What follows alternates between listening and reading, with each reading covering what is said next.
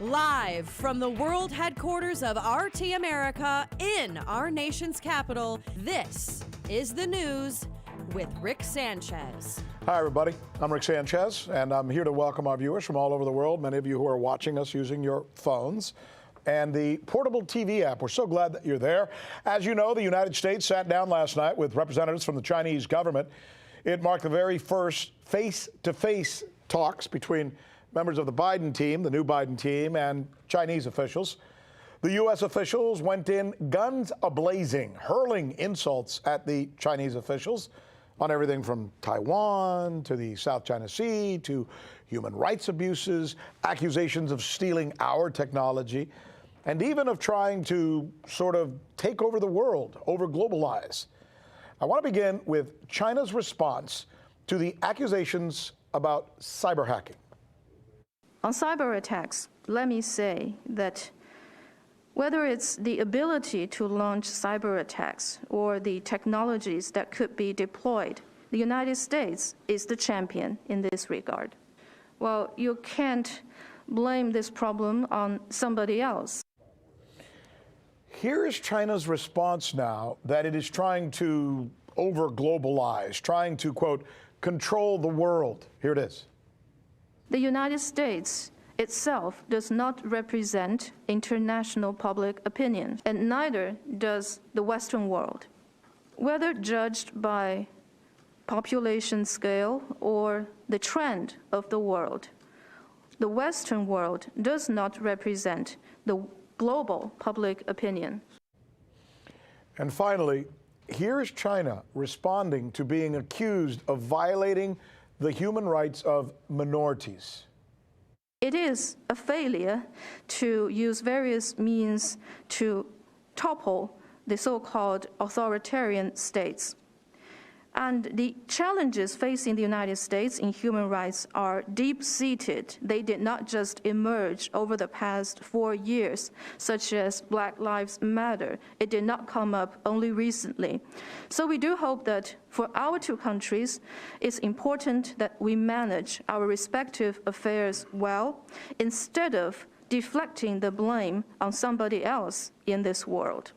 So there you have it. By the way, Blinken, the Secretary of State for the United States, the new one, he responded to the Chinese officials by saying that America at least recognizes its problems and doesn't try to ignore them or pretend that they don't exist by, quote, sweeping them under the rug. It was, to say the least, confrontational.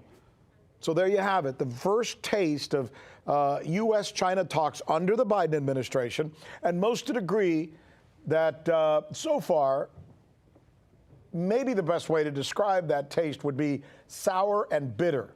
So far, we're going to be breaking it all down for you here on the News with Rick Sanchez, where we believe it's time to do news again.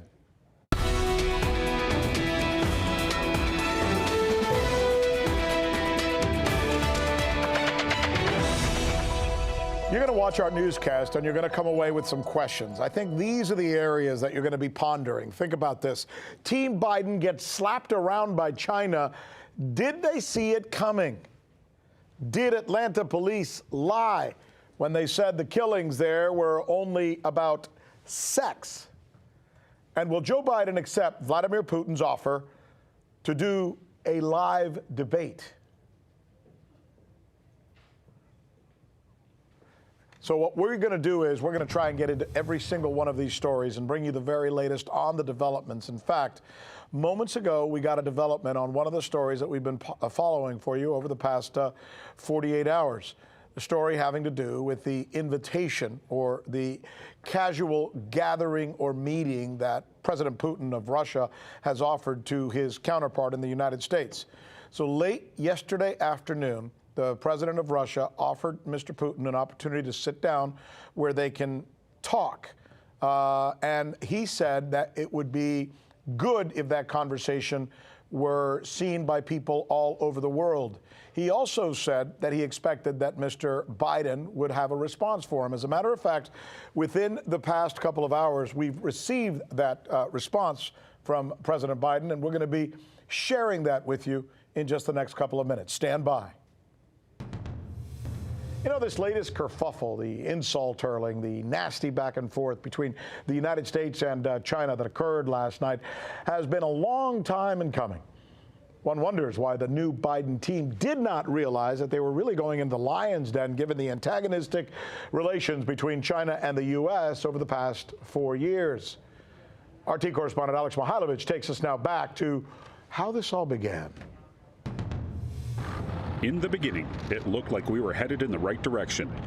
Sure, presidential candidate Donald Trump was aggressive towards China on the campaign trail. We can't continue to allow China to rape our country, and that's what they're doing. It's the greatest theft in the history of the world. But nearly a year after blasting China in that speech, in April 2017, and now President Trump was praising the leadership of that nation as delegates from the two countries met at the president's Mar-a-Lago estate in Florida.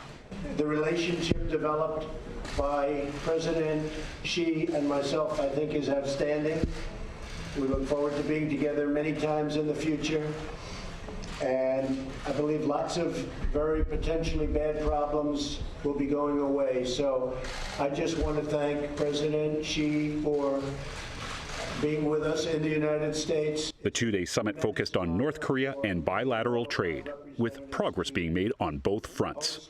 However, less than a year later, things quickly moved south. While Beijing was trying to keep things on track, China does not want a trade war with the United States. But if the US takes actions to hurt China's interests, China will not sit idly and will take the necessary measures.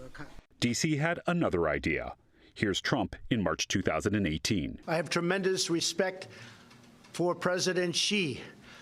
We have a great relationship. They're helping us a lot in North Korea, and that's China.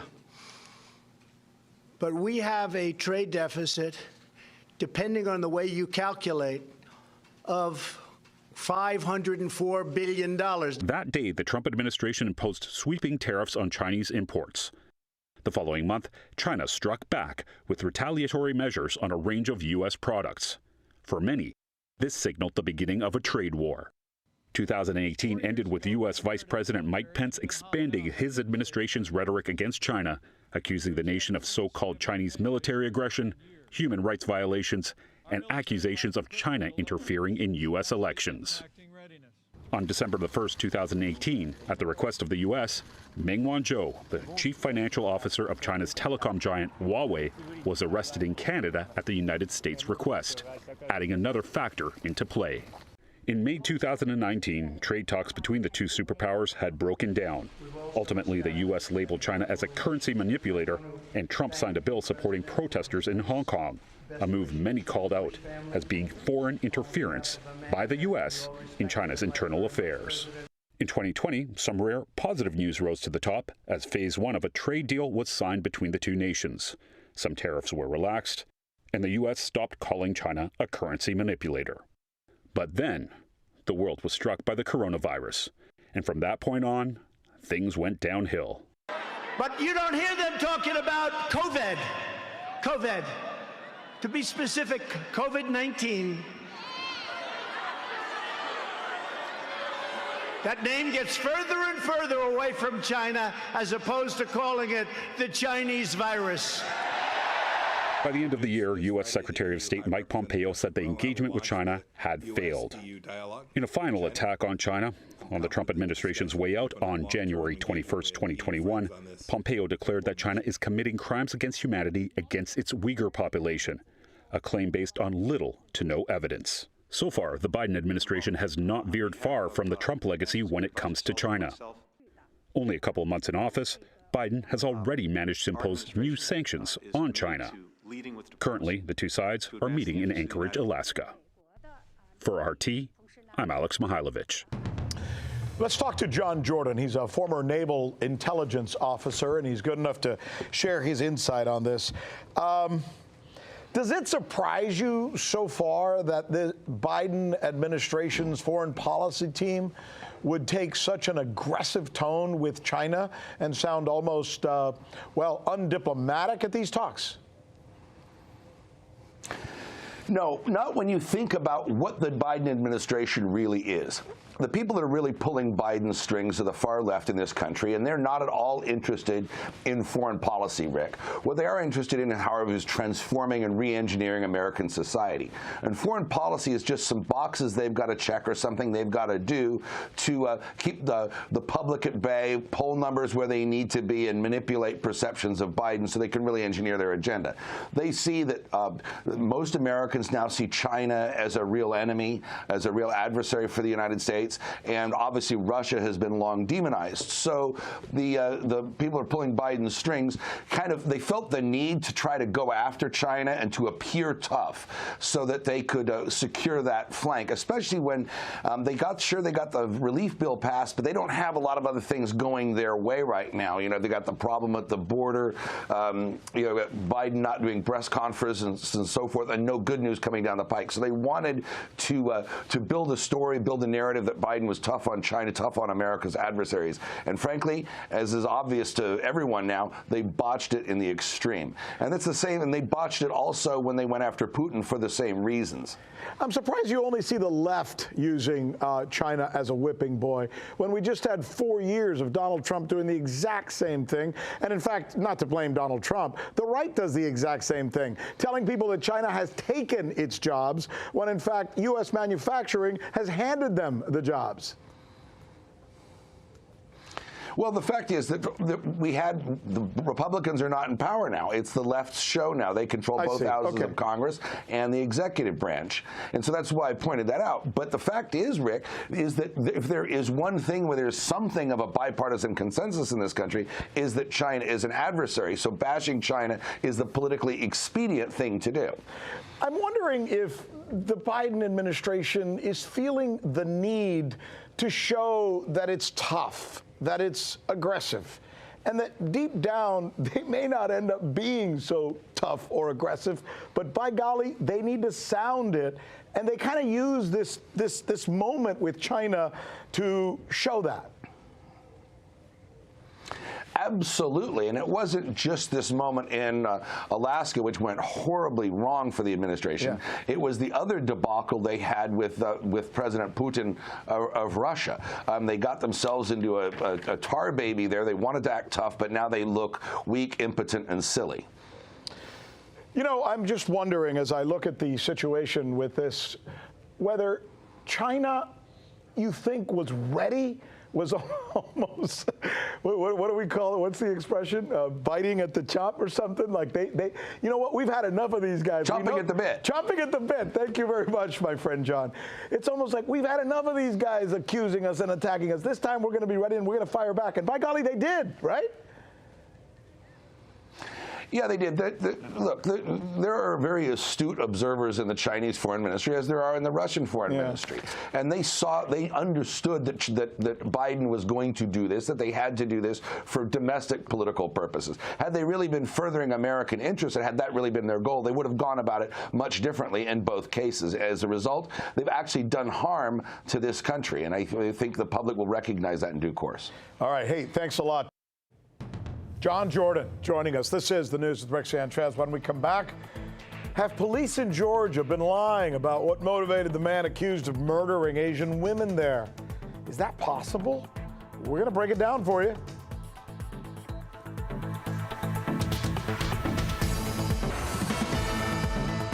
So listen to this. There are signs today that the mass killings in Georgia this week may not have happened for the reason that police said they happened or suggested they happened. We reported here Tuesday that police were assigning a sex addiction as the alleged killer's motive for gunning down 8 innocent people. It now turns out that may not be the case because there is new information that is coming in the form of new witness accounts, and there's also now new information that questions whether the police themselves may have an Asian bias. Wow.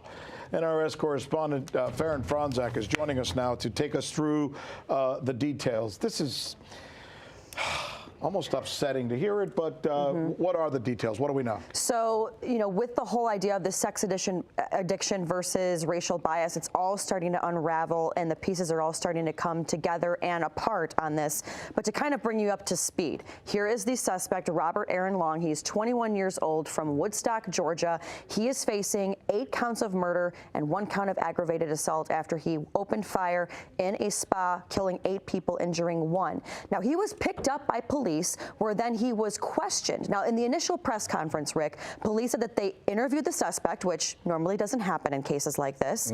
He said, the suspect, Robert Aaron Long, that it was not racially motivated. Police linked it to, again, like we said, a sex addiction problem. Now, in the initial press conference, take a listen here, because it almost seems like they're very more sympathetic towards the shooter than the actual 8 victims. Here is Captain Jay Baker. Listen here. Okay. When I spoke with investigators, they interviewed him this morning, and they got that impression that, yes, he understood the gravity of it, and he was pretty much fed up and kind of at the end of his rope, and yesterday was a really bad day for him, and this is what he did. It sounds like he's his defense attorney. He had a bad day. Yeah. Killed 8 people. And that's just something that, again, seems very sympathetic to the shooter, not the victims. Now, that captain that you just saw there, Facebook posts are now coming forward, just like with social media. In any case, people go and scour through your social media. Check this out. He has anti-Asian posts. You can see he was... That man who just said that. Yes. He has posted this stuff. He was promoting these COVID-19 T-shirts that say, as you can see kind of in that Corona beer style of lettering there, COVID-19 imported from China, but it's CHY-NA. That's coming to light now. Also, we're having new interviews from witnesses on the scene that were not revealed before. One of the witnesses saying that they heard the suspect, Robert Aaron Long, before he entered the spa, quote, "I'm here to kill Asians." A witness said that. A witness is saying this, And yes. the police apparently have that witness account. Why didn't they share that with people during the news conference? That's the problem, is people are now looking at the sheriff's department saying, okay, normally in cases where there's a white shooter, systemically they've been treated differently versus minorities. Are we seeing this now in real time? You mentioned that they interviewed him, and that's not usual police practice with somebody who you're essentially arresting for a heinous crime. But they did. They sat down and talked to him. Right. If you remember the Charleston AME shooting, they captured Dylan Roof. They did not have an interview with him right away. And it also wasn't even that day. They picked him up, interviewed him that night, and then had the press conference the next day. Well, no, you interview him if he's a suspect and you're wondering whether you're going to make the arrest. Right. But once you know you're going to make the arrest, what are you talking to him about? Exactly. But here it is that they're interviewing him. How's your day been going? What got you to do this? And then again, that does seem a little odd. It was, and he did tell the officers that he was treated previously for sex addiction, and that's where I think they said, okay, not racially biased, we're going to go straight with the sex addiction. And by the way, it could be both. It very well could be both, yes. Yeah. But they went only one route, not two, and adamantly saying this is not racially motivated. Again, it's all unraveling. Wow. It could be. It's a fascinating story. All right, meanwhile, this story that we've been following for you for the last 48 hours is fascinating as well. The Kremlin has repeated its offer to Washington for the 2 presidents to hold a meeting in the form of a live broadcast. Mr. Putin has been trying to clear the air after some very harsh words directed his way by President Biden. RT's Saskia Taylor picks up the story from here. Well, we all know that Moscow and Washington are no strangers to tense relations, but many had hoped that this was a thing of the past. However, events of recent days seem to show that very little has changed since the Cold War. The same suspicions, the same war of words are alive and well decades on. And in fact, in a sign that there's such an impasse, such a breaking point has been reached, Moscow was forced to admit that despite its best efforts and despite its hopes to the contrary, there might be no option but to relive a kind of throwback to the low points of the past. Of course, we always hope for the best and prepare for the worst. The president has clearly expressed his desire to maintain relations between Russia and the US no matter what, as this is not only in our interest, but the entire world's. Why such a resigned tone from the Kremlin? Well, just to recap quickly, earlier this week on national television, President Biden essentially called Vladimir Putin a killer, a shocking statement that was unprecedented in its lack of diplomacy, unfounded in its lack of evidence, and really unexpected given Moscow's insistence over the years that it wants to work with Washington. And in keeping with this tradition, despite that remarkable comment from his American counterpart, Vladimir Putin reiterated Russia's readiness to cooperate with all countries of the world, including the US. But Washington stuck by its guns. Does President Biden regret calling Vladimir Putin a killer? No, the president gave a direct answer to a direct question. I would say that the president already had a conversation already with President Putin, even if, as there are more world leaders that he has not yet engaged with. And we engage with Russian leaders, members of the government at all levels. But I don't have anything to report to you in terms of a future meeting. The president will, of course, be in Georgia tomorrow and quite busy. We seem to be seeing a never admit, never apologize policy, regardless of the consequences. From Moscow, more an olive branch, an attempt to diffuse the escalating situation. In fact, Vladimir Putin did even suggest a quite unique, a more sort of modern format for them to hash out their differences. A one-on-one live-streamed discussion between the two leaders where people from all over the world can tune in and watch them discussing a variety of political issues. And he said that whilst he's away in Siberia this weekend, that's the only time he's not available. Otherwise, he's ready to go. But apparently, Joe Biden wasn't a fan of the idea. Mr. President, Vladimir Putin wants open talks. Would you agree to that? And it's not just Biden turning his back on this invitation.